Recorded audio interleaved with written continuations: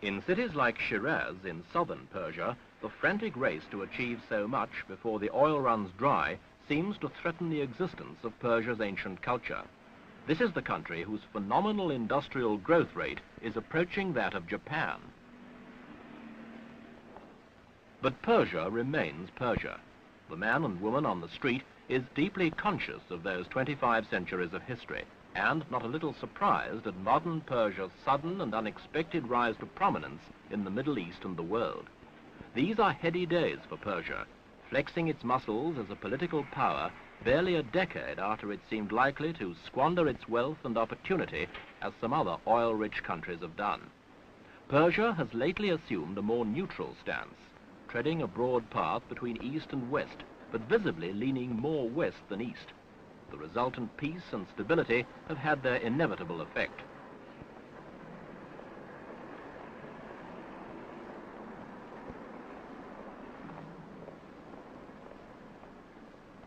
And the vast majority of the people are prepared to attribute it all, rightly or wrongly, to the Shah. Persia is moving up in the world, and oil is paying the way. But as the Shah himself acknowledges, the oil will not last forever. It's not eternal. It is an eternal source of supply. 20 years, 30 years, 50 years' time, it will finish. In many cases, this is the only source of wealth of some countries. It's not the same in mine, it's true. But actually, it is the principal source. And it is with the money from oil that we are building up our country. If you have riches, you defend them. Consequently, the Shah has built an armed force of 170,000 men and equipped them on a scale quite staggering for this part of the world. The Persian army dwarfs those of Iraq and some other Arab neighbors who deride the Shah's pro-Western attitude. But with such an army, he can ignore them.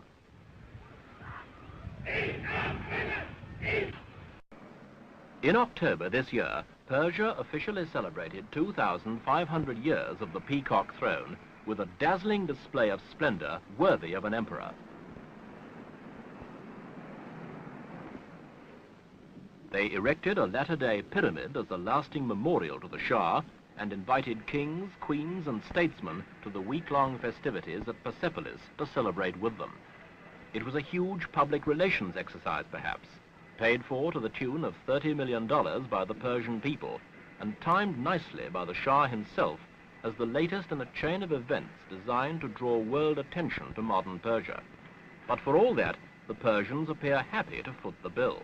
After all, theirs is a king who has personally given away a fortune to promote education, initiated far-reaching land reform, and raised the Persian standard of living high above that of many of her neighbors. In short, a good king.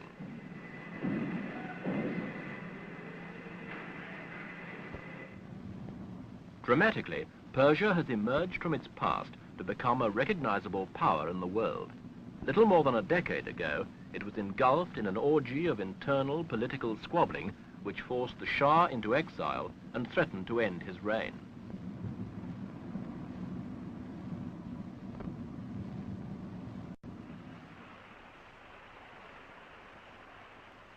But since then, the palace in Tehran has been the center of government and the Shah the master of Persia. Opposition in his own country is minimal, given the turbulence of the world which surrounds him, and there has been only one attempt on his life. But his survival owes nothing to his capability for dodging an assassin's bullet, everything to a remarkable political agility in the Byzantine atmosphere of international politics. His skill, a fair measure of good luck, far-reaching social progress and an abundance of oil have kept him ahead of the game. If his political dexterity ever played him false, or if good fortune deserted him, he would be in trouble. But if the oil runs dry before the Shah achieves his ambition to transform his ancient country into a modern state, the peacock throne might become the hottest seat in the Middle East.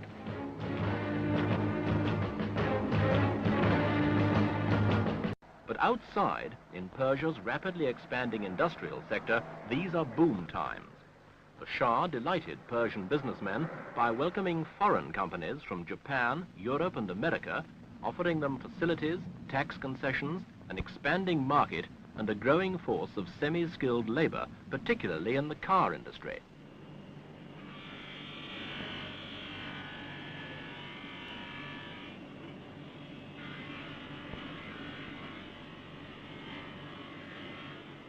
The export of such vehicles helps keep Persian currency reasonably strong. The power for Persian industry comes from hydroelectric schemes like this, northwest of the capital, Tehran, built by French engineers, paid for by Persian oil. Persian peasants get irrigation from the dams, but they got their land from the Shah. In the 60s, he initiated sweeping agrarian reform, giving away great chunks of privately owned land to the sharecropping farmers. It was a bold social move and a shrewd political one. Now electric power has reached nearly every corner of the country. Everyone has gained something. In terms of prestige, the Shah most of all.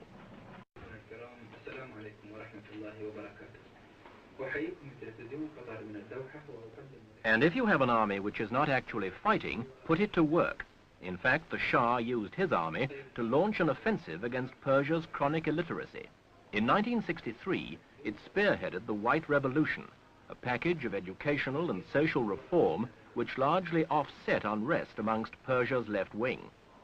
The army's literacy corps set up thousands of schools throughout the country to bring education to Persia's 28 million people. And today, a massive school building program is being undertaken to complete the process.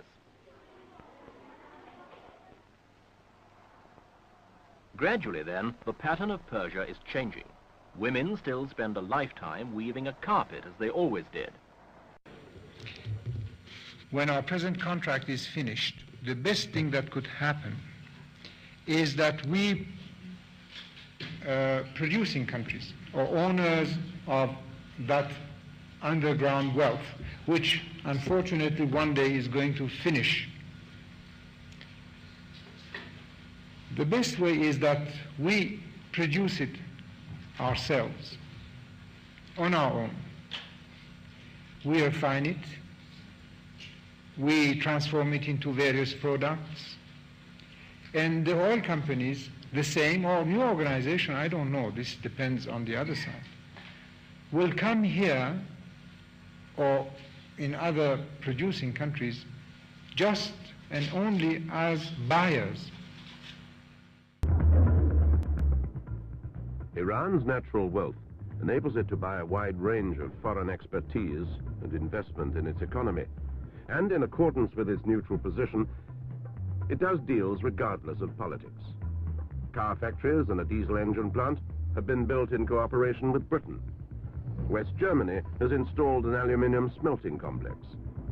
A petrochemical plant is operating in co-production with a Japanese firm. There's a Swedish ball bearing factory and a Czech machine tools industry. And all have been made possible through a policy of exchanging oil and gas for credit and technical help.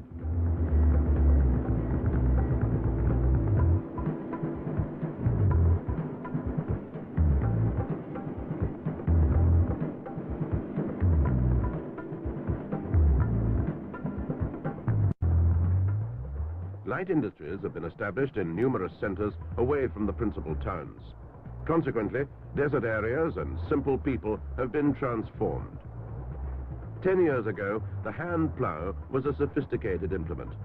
Today, this place resembles Detroit. But Iran and its Shah are concerned not only to make this nation economically strong. There is, running through the whole program of modernization, a strong thread of social advancement. The Shah's own White Revolution, now 10 years old. Its promise was nothing less than a breakdown of an ancient feudal society and its replacement with a new idea of social justice and equal opportunity. And the Shah is delivering that promise. When Iran got down to the job of transforming itself into an industrial nation, it was doing more than spend its money wisely. It was following the long-term precepts of the Shah, who is determined to make the maximum use of Iran's natural good fortune while it lasts. He's a man in a hurry, attempting to bridge the gulf of centuries in only a few decades.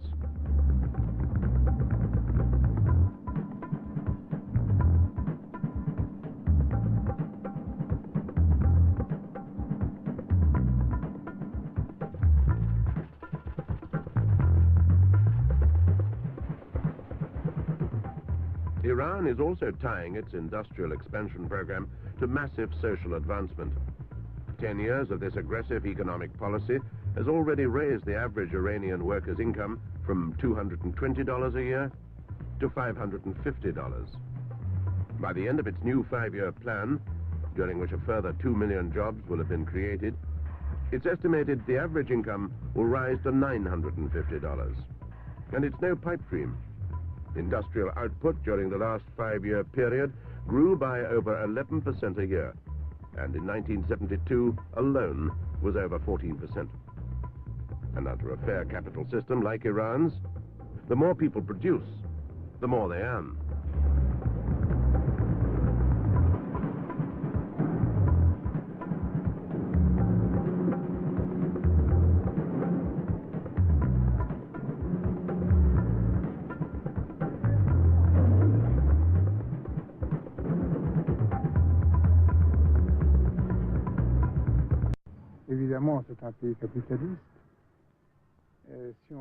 We have a capitalist system here, if you accept that what is not communist is capitalist.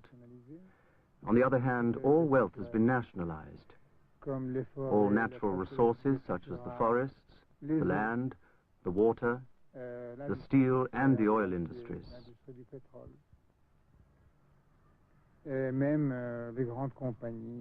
Furthermore, all major industrial companies have been, let's say, advised to open their accounts to the public, which will soon own 49% of them all.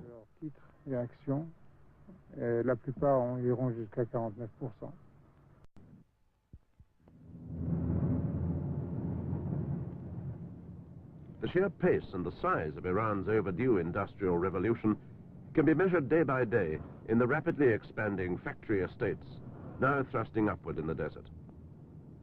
The cost involved is huge. Iran's new 5-year plan foresees the spending of $35,000 million on industrial development. And all but 5,000 millions will come from Iran's own resources, mainly oil and natural gas.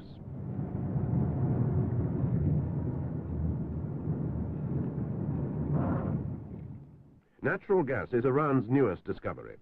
Much of it is piped to Iran's fuel-hungry northern neighbor, the Soviet Union.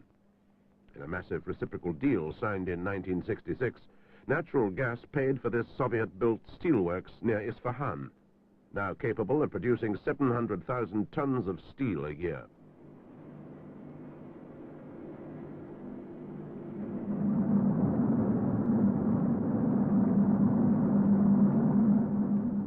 And Iran is also about to become a major source of copper. Estimated reserves of over 300 million tons have recently been located. Iran's copper revenue may outstrip even the annual $2,500 million the country now earns from oil. Iran's potential wealth is enormous, but who will benefit from it? The answer lies with its king, the Shah.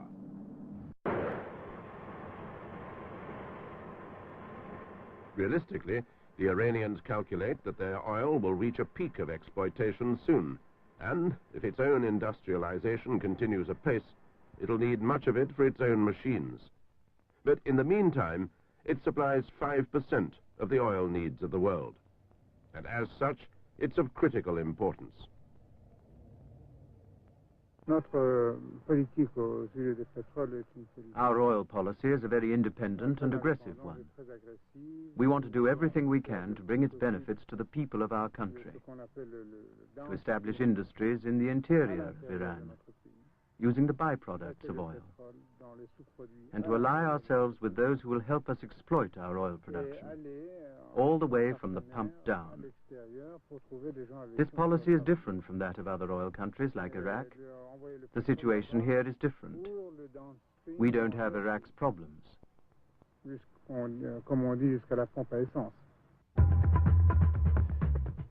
Indeed, Iran has problems of its own. maintaining stability in an unstable corner of the world, creating a modern, efficient state out of the remnants of past glory. The time available to achieve these objectives is limited, for they have to be paid for out of Iran's national resources, and they won't last forever. The race is on to make maximum use of them.